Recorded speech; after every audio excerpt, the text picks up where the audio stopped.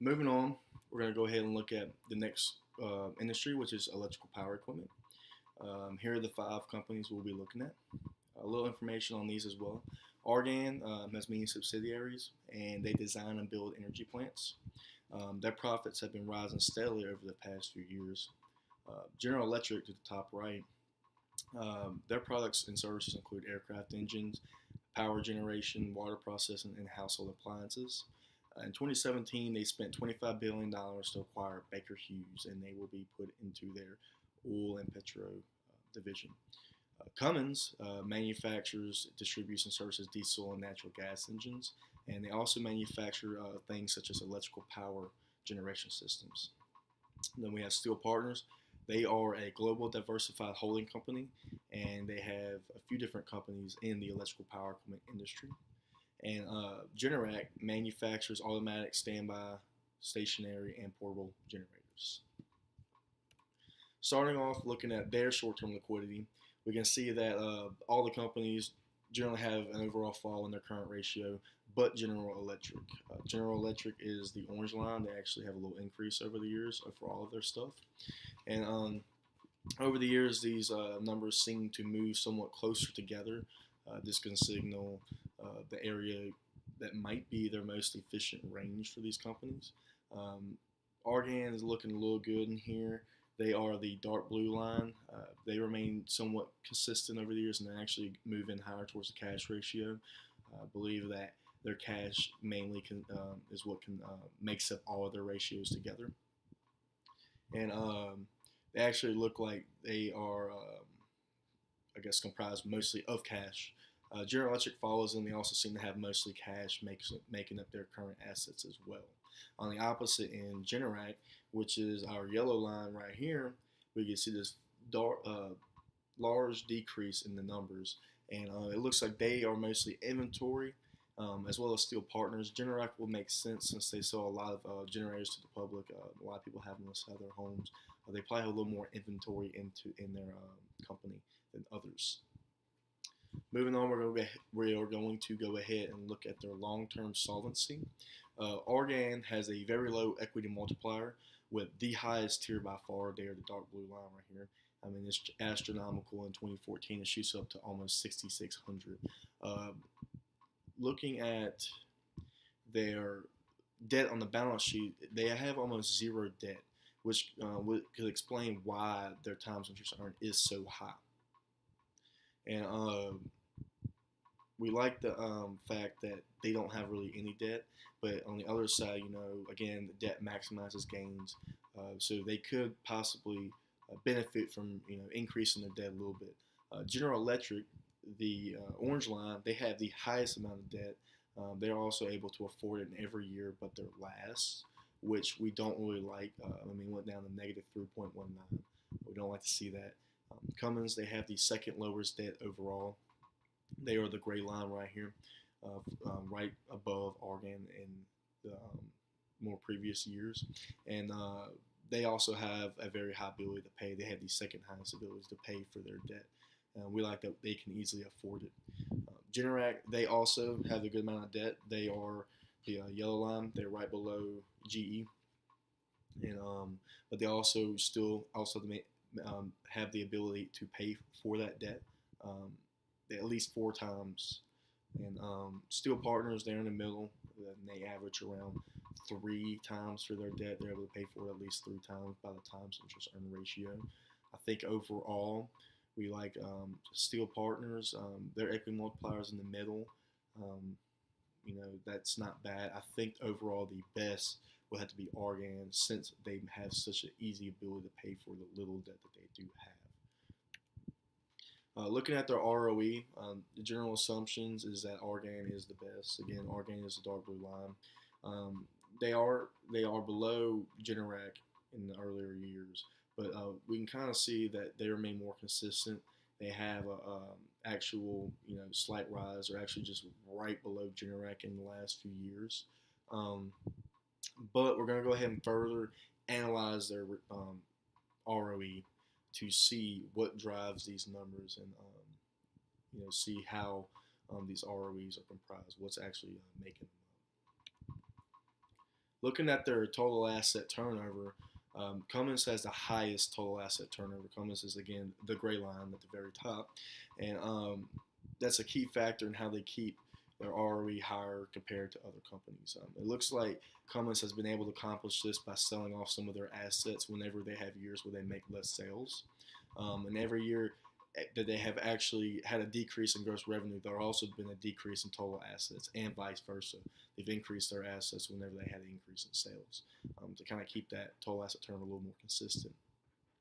Argan is right below Cummins for every year except 2014, where there was actually a little drop. Um, they were pretty close to them, but that year. But this was due to a decrease in revenue and an increase in assets, and they seem to recover over the years from then on. And then other companies, they are mostly below the industry average or hugging the industry average. As we can see, Generac is hugging that number, that green line. I think the best overall here would have to be Argan, due to the fact that their total asset turnover was more. Uh, the increases in their total asset turnover was more due to the sales versus Cummins, who was actually trying to keep that number more consistent by selling fixed assets whenever they had less sales for the year. Looking at their EBIT margin, we can see that Argan's EBIT margin jumps in 2014 to more than double of what it was in 2013. Steel Partners, when we look at Steel Partners, the light blue line, we can see that their increase that we saw in ROE in 2015 cannot be explained by the increase in EBIT margin, because there wasn't an increase in EBIT. There was actually a decrease. We will see in the next slide that this was actually due to a very large spike in interest and tax burden in 2015. That's what drove that increase in ROE, which we do not like. Those are numbers that we can't control. We don't like to see ROE driven by that. Over the years, for the other companies, we see some fluctuations, but we're looking here for the company that has the highest margin. We want the company most efficient with their costs, and for that, it's going to have to be Argan. Generac is also not bad, but they have been falling over the years, which we don't like to see. If they stay on that trend, then they're going to be at the very bottom, and the next few years, and that fall that we see for Argan for Generac is also the reason that we see the drop in the overall ROE over the years. That was the main component for the fall. Here, for the interest and tax burden, we see that, again, for Steel Partners, that ROE was driven by the fact that their interest and tax burden has such astronomical increases. So I think we can rule them out for that increase in ROE because it was not done in the ways that we like to see the increases done. And for General Electric, the drop in their tax burden in 15, right here, let me find it, right here, this explains why their ROE had dropped in 2015. It was an uncontrollable expense, so I don't think we can necessarily put that against them, something they have any control over. And Argan, they have considerable fluctuations in their tax burden over the years. And overall, the other two companies, Cummins and Generac, they remain somewhat consistent. The only exception will be for the tax burden for Cummins in 2017. We can see that they, for Cummins, right here, they went from 72 to 42, which was the main factor for the fall in their for their ROE. And all companies but steel industries were pretty, I would say, somewhat consistent besides those mentions we had earlier for over the 5-year period. Except for really, I guess, also for right here on General Electric, but we noted that overall, besides this, they have been remaining somewhat consistent, and I think that we can see that the ROE was driven by other numbers besides for Steel Partners. I think now from what we saw, from what we've analyzed, again, when we look at Steel Partners right here, this increase from 14 to 15 and then the fall from 15 to 16 was due to an increase in their interest and tax burden. So I don't think we need to be interested in this big rise right here. I think we can just go ahead and rule that out. Cummins remained consistent in their return on equity up until 2017. Again, they're the gray line. You can kind of see right here it follows a somewhat consistent line and then drops. And the drop was due to their tax burden, which again went from 72 to 42. Their EBIT margin fluctuates a little bit, but not enough to make a big difference for that fall. Argan Inc. They did not have the highest ROE. Again, they're the dark blue right here. We see a rise, a fall, and I mean they stay right below Generac right here. And but their numbers were driven by a good EBIT margin, which was better than Cummins, better than Generac, and the equity multiplier was also still pretty close to Cummins. So I think that whenever we're looking at ROE, if those equity multipliers are pretty close, it's not going to affect ROE that much. And their total asset turnover also still remained very close to them.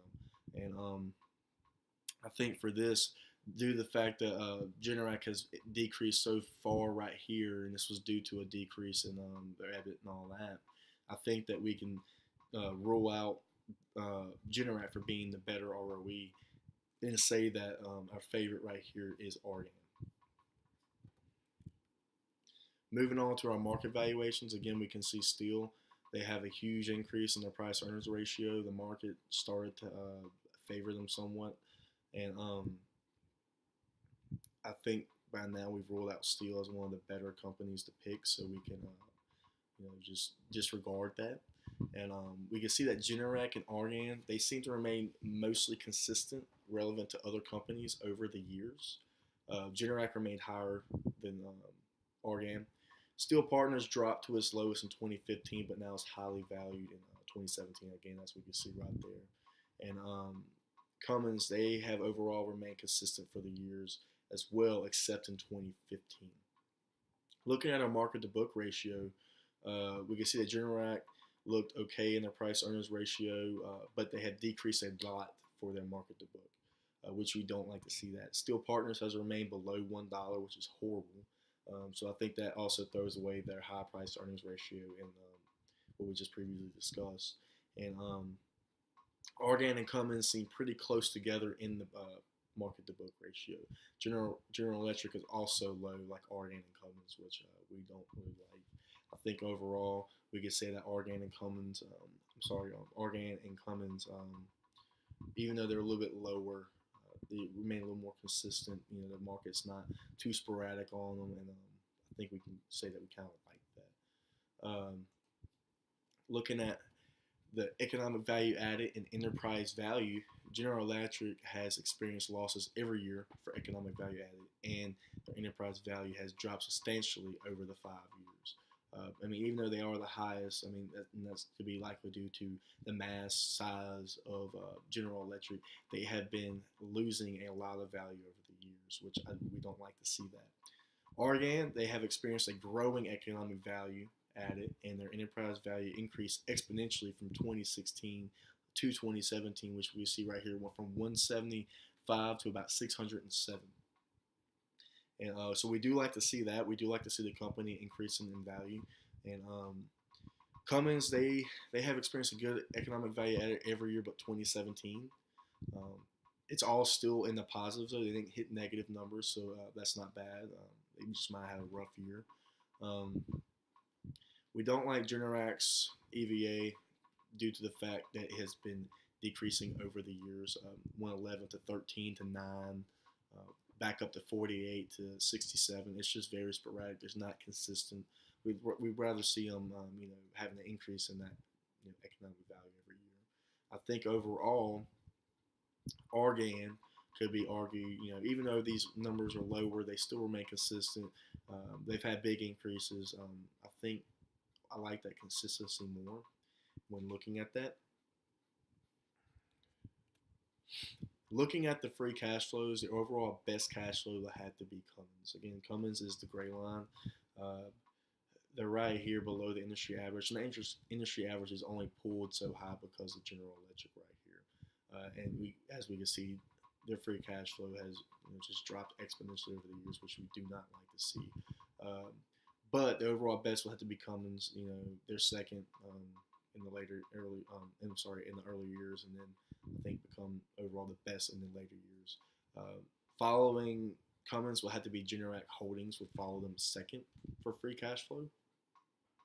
Again, Argan, they have some free cash flow. They go negatives in 2016. They go back positive in 2017.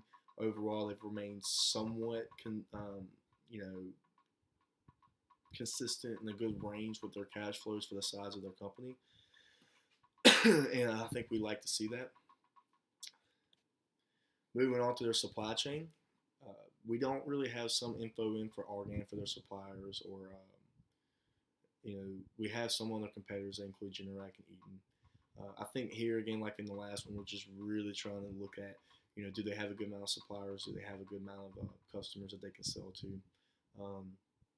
Steel partners, we didn't have a lot of info known on the suppliers and consumers, but this is likely due to the fact that they're mainly, it's just a holding company for all the subsidiaries. I think if we were to look in their subsidiaries, we could find, who their suppliers and consumers were. But overall, I think General Electric's got a good supplier and customer base. They got USA and Boeing in there. Cummins has a good supplier and customer base. Generac does as well. I think overall we have to say that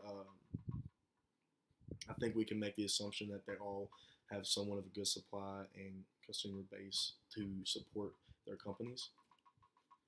Moving on, I think overall the best company here would have to be Argan. They didn't have the highest ROE overall, but they passed Cummins in 2 of the years and remained close in the others. Their numbers were driven by a good EBIT margin, which was actually better than Cummins, and their equity multiplier was pretty dang close to Cummins.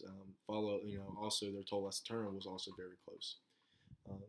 Argan also has a low equity multiplier with the highest times interest earned by far, so they can easily afford their debt, even if they had a rough, time in the economy. And again, when we look further into their balance sheets on Bloomberg, we saw that their long-term debt was almost at zero for most of all the years. And so I think that was also a main factor in deciding what to pick. I mean, the fact that they're able to support their company all with no debt and finance their growth through other means. And I think they're the best company overall, but still they aren't that impressive. So I will agree with the analyst recommendations to remain neutral on this company when looking to either buy or sell stock in them. If I had it, I wouldn't sell it, but if I was looking to buy it, I wouldn't. And I think that they also, inside their industry, they're good performers, but they're not they're not going to be at the top of the list when looking at the companies that are performing the best.